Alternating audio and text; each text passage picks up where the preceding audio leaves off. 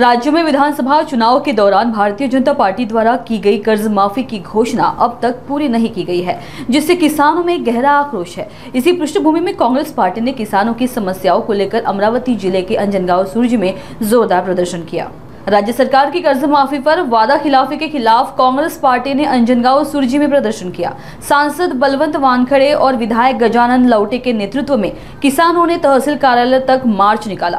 प्रदर्शनकारियों ने कर्ज माफी, फसल बीमा, पारदर्शिता और न्यायपूर्ण मुआवजे की मांग करते हुए ज्ञापन सौंपा। नेताओं ने चेतावनी दी कि यदि मांगे नहीं मानी गई तो राज्य भर में आंदोलन तेज किया जाएगा। आज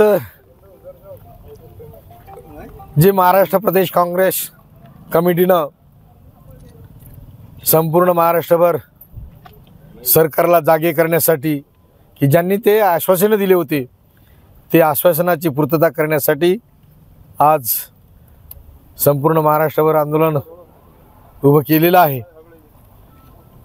मग शेतकऱ्याची कर्जमाफी असेल, शेतीमालाला भाव असेल, शेतकऱ्यांची वीज जोडणी असेल, नाफेडचे पैसे, हे अनेक प्रश्न, त्याचबरोबर जी काही महागाई वाढली, सिलेंडरचे भाव असतील, पेट्रोल डिझेलचे भाव असतील, जे काही संपूर्ण वस्तूचे भाव वाढले,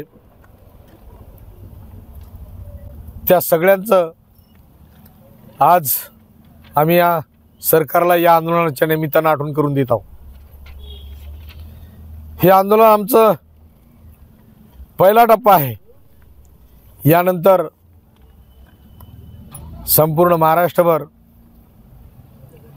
वेगळ्या पद्धतीचं आंदोलन करून हे केल्या जाईल, याची सरकारनं नोंद घेतली पाहिजे।